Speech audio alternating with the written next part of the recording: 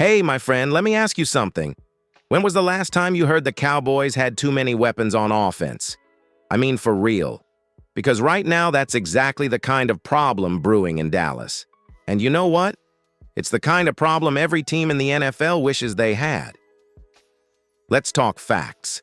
The Cowboys have quietly assembled a group of playmakers that might just be the most explosive we've seen in the Dak Prescott era. And it all starts with one name: George Pickens. Pickens is that kind of wide receiver who doesn't just make plays, he changes the entire dynamic of an offense. And now, with him lined up opposite CeeDee Lamb, suddenly things start to look different, more dangerous, more unpredictable. CeeDee's going to benefit from the attention Pickens draws. Pickens is going to thrive thanks to Lamb's presence. And Jalen Tolbert, finally in his natural role as the WR3, that man is going to feast. But it doesn't stop there. You've still got Jake Ferguson now with more space to work the seams. Jaden Blue, a 4.28 speedster ready to burn DBs deep. And Kavontae Turpin, arguably the fastest man in the league who can line up in packages where all 6 of these guys are on the field at once. That's not a problem. That's a nightmare for defenses. So here's the question I want you to answer down in the comments. Do you think this is the most explosive group of weapons the Cowboys have had since the 90s? Vote now and tell me why or why not. And if you're hyped, just thinking about Dak tossing it to this crew, stick around. Because in the next chapter, we're going to dive into why all these weapons don't mean a thing if the offensive scheme isn't built to maximize them. Let's keep going. Now that we've talked about the weapons, let's get real about something else, because none of that firepower matters if the scheme is stuck in neutral. And last year, let's be honest, the Cowboys' offense looked predictable. Sure, they racked up points against weak defenses. But when it came time to face the real contenders, the 49ers, the Eagles, even the Packers in the playoffs, they got exposed. And that's not just about talent. That's about how you use it. We saw too many curl routes, too many checkdowns, too many plays where the defense knew exactly what was coming. It felt like the Cowboys were playing not to lose instead of playing to dominate. And that's a problem when you've got stars like CeeDee, Pollard, and Ferguson just waiting to make plays. But here's where it gets interesting. Brian Schottenheimer is no longer just a guy with the title of offensive coordinator. After a year of mostly deferring to Mike McCarthy's play calling this time around, he's reportedly getting more creative control. And believe it or not, that might be the key to unlocking this offense. Schottenheimer isn't known for being flashy, but he is known for building offenses that lean on play action, vertical shots, and pre-snap motion. And if you combine that style with the weapons we just talked about in Chapter 1, you might finally get an offense that doesn't go into hiding in the second half of big games. Let's throw this one to you. Do you trust Brian Schottenheimer to get creative and finally evolve this Cowboys offense? Vote in the poll and sound off in the comments. Coming up next, we're going to talk about the big picture, how this offensive explosion could finally take some heat off Dak Prescott, and what that means for his future in Dallas. Stick with me. All right, now let's shift the focus to the quarterback. Because no matter what weapons you add or what scheme you run, everything in Dallas still revolves around Dak Prescott. And let's face it, Dak's had to carry way too much on his shoulders these last few years. He's been the guy expected to bail the team out when the offense stalls, the guy who has to play near perfect just to keep Dallas in games against top-tier opponents.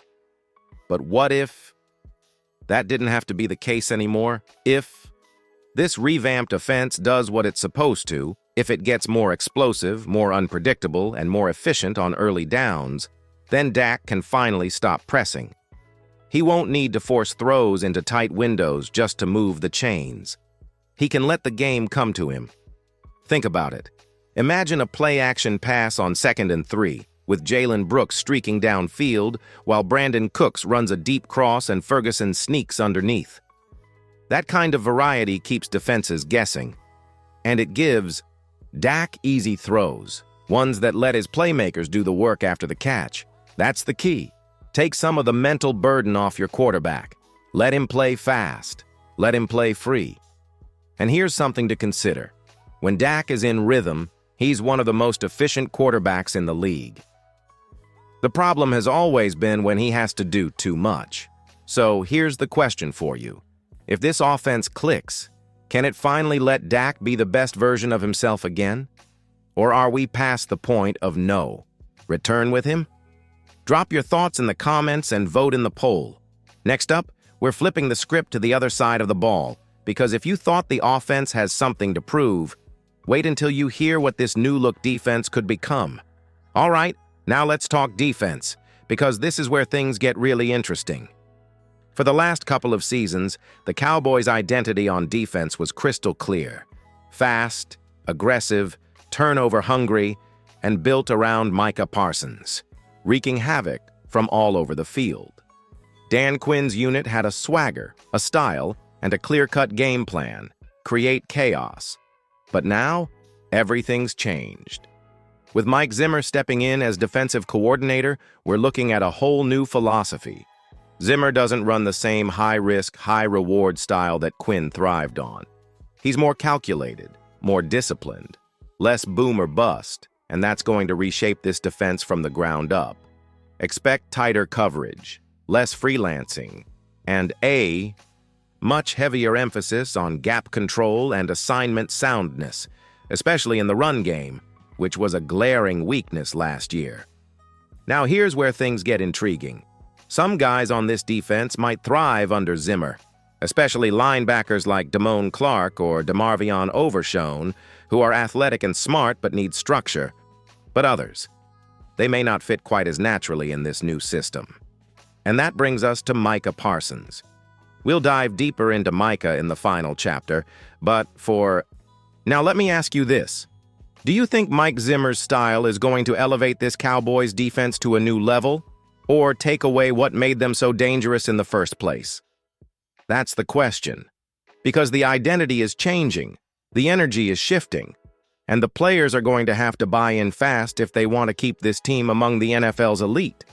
So what do you think? Are you in favor of this defensive reboot? Let me know in the comments, and don't forget to vote in the poll. Next up, we're zeroing in on the biggest question of all. What happens now with Micah Parsons? You don't want to miss this. Okay, here we go. The chapter that ties everything together. Let's talk about Micah Parsons. Right now, Parsons is without question the Cowboys' most dynamic and recognizable player. He's the face of the defense, the heart of the locker room, and one of the league's most disruptive forces. But here's the uncomfortable truth. His long-term future in Dallas isn't guaranteed. And if we're being real, the recent moves by the front office, or lack thereof, may be sending him a message. Micah watched Zach Martin's contract situation play out. He saw how things went with Amari Cooper, and more recently, how the Cowboys let guys like Tony Pollard walk without a fight. Even CeeDee Lamb's extension talks have been slow. So it's no surprise Parsons is starting to speak out more, whether it's cryptic tweets, media jabs, or hinting at what he wants in his next deal. Let's be clear. He wants to get paid, and rightfully so. But the question is, are the Cowboys preparing to pay him like the elite game changer he is, or are they hedging? Add in Mike Zimmer's arrival, which might limit some of the freedom Parsons enjoyed under Dan Quinn, and you can see why tensions could build if results don't come quickly. Now, don't panic. We're not saying Micah is demanding a trade or that the Cowboys are shopping him. But let's play the hypothetical game. If Dallas struggles in 2025, if the defense regresses under Zimmer, and if the front office doesn't budge on his contract, do you think Parsons sticks around? Let me know right now. If push comes to shove, would you trade Micah Parsons for a haul of picks and start fresh? Or do you lock him in as a Cowboy for life, whatever it takes? Vote in the poll, and I want to see your thoughts in the comments. The truth is, the Cowboys are heading into one of the most pivotal seasons in recent memory. A changing coaching staff, a shifting roster, and the looming pressure of 3 massive contract decisions. And Micah? He might just be the first domino to fall.